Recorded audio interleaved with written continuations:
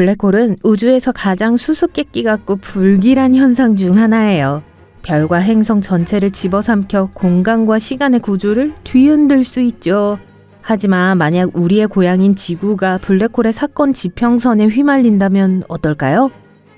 피할 수 없는 종말 앞에 우리는 무엇을 보게 될까요? 어디 한번 살펴보겠습니다. 블랙홀은 운동장의 불량배 같은 거예요. 어떻게든 피해야 해요.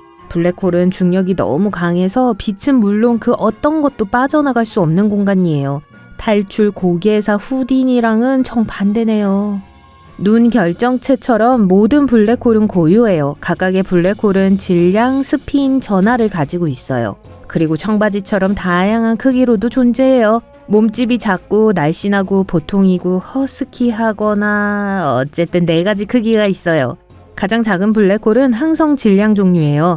거대한 별이 힘을 다해 스스로 접힐 때 태어나는데 마치 블랙홀 세계의 치아와 같은 존재로 크기는 작지만 사나워요.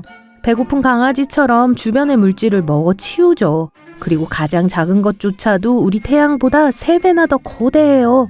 다음은 이 우주 가족의 중간 자식들인 중간 질량 블랙홀입니다. 중질량 블랙홀은 너무 커서 붕괴된 별에서 탄생할 수 없어요.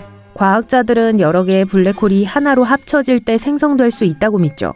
은하를 지배할 수는 없지만 적어도 주변 별을 삼킬 수는 있어요. 블랙홀에게는 좋은 일이죠. 하지만 누가 은하를 지배할 수 있는지 아세요? 바로 우리 우주의 거대한 괴물 초질량 블랙홀입니다. 초질량 블랙홀은 우리 태양의 수백만 배에서 수십억 배에 이르는 질량을 가진 거대 천체예요. 호스트 은하의 성장과 형성에 결정적인 역할을 하죠. 마지막으로 초대질량 블랙홀이 있어요. 이 블랙홀의 크기와 질량은 상상조차 할 수 없을 정도예요. 이 우주의 무시무시한 공포는 극히 드물지만 우리가 알고 있는 블랙홀은 팩맨처럼 은하 전체를 삼킬 수 있어요. 그렇다면 블랙홀에 너무 가까이 가면 어떻게 될까요? 아니면 마지막 순간에 무엇을 보게 될까요? 라고 묻는다면요? 글쎄요, 먼저 사건의 지평선에 도달해요. 블랙홀의 가장자리를 표시하는 보이지 않은 경계인 돌아올 수 없는 지점과 같은 거예요. 그리고 여기서부터 상황이 정말 이상해지기 시작해요. 예를 들어 시간이 느려지기 시작해요. 여러분이 아니라 안전한 거리에서 여러분을 지켜보는 외부인에게 말이죠. 여러분이 블랙홀에 빠지고 있다면 별다른 느낌이 들지 않을 거예요. 하지만 다른 사람이 블랙홀에 빠지는 것을 지켜보고 있다면 마치 정지된 동영상처럼 시간이 느려지다가 결국 멈춰버리는 걸 볼 수 있어요. 더 가까이 다가가면 꽤나 놀라운 광경이 보이기 시작할 거예요. 중력으로 인해 주변의 빛이 구부러지고 왜곡돼서 일종의 펀하우스 거울 효과를 만들어낼 거예요. 광자골이라고 알려진 블랙홀 주변의 빛의 후광이나 블랙홀의 극에서 뿜어져 나오는 고에너지 입자 분출을 볼 수도 있어요. 실제로 블랙홀에 가까이 다가가도 큰 영향을 느끼지 못할 수도 있어요. 하지만 사건의 지평선을 넘어가면 다시는 돌아올 수 없어요. 주사위는 던져졌죠. 이 경계를 넘으면 아무것도 볼 수 없게 돼요. 외부에서 여러분을 지켜보는 사람에게는 마치 갑자기 사라진 것처럼 보일 거예요. 한편 스파게티 조각처럼 약간 늘어나는 느낌이 들 수도 있어요. 중력이 너무 극명하게 달라서 한 번에 여러 방향으로 당겨지기 때문인데 이 현상을 나타내는 스파게티화라는 과학 용어가 있을 정도예요. 언제 링기니화에 대해서도 다뤄볼게요.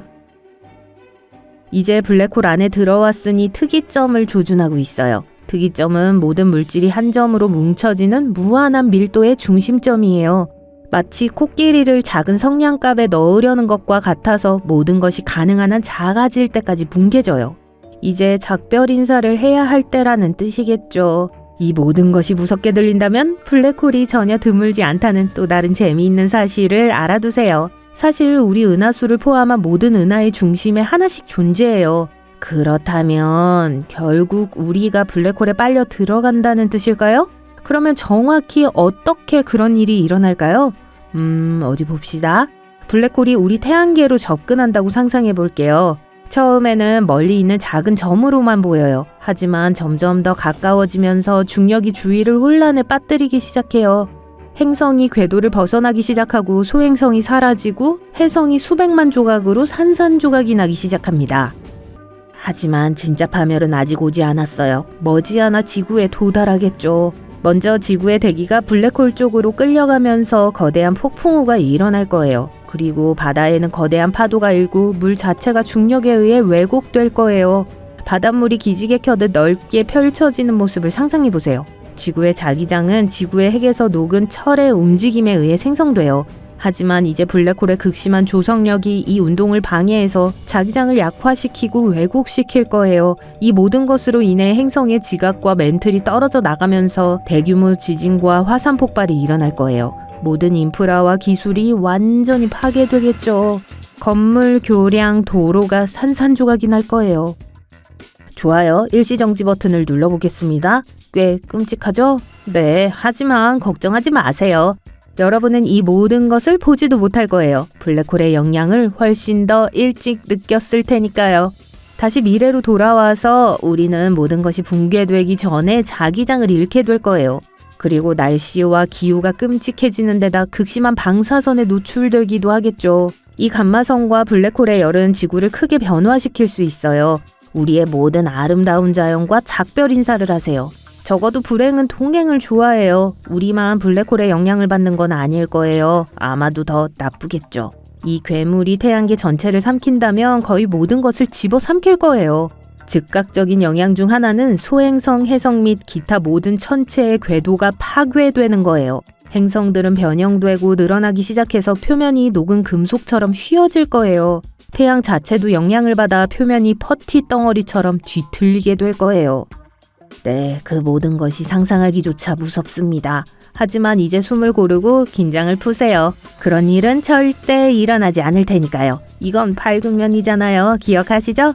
여러분이 로또에 당첨될 확률보다 지구가 블랙홀에 휩쓸릴 확률이 훨씬 더 적어요.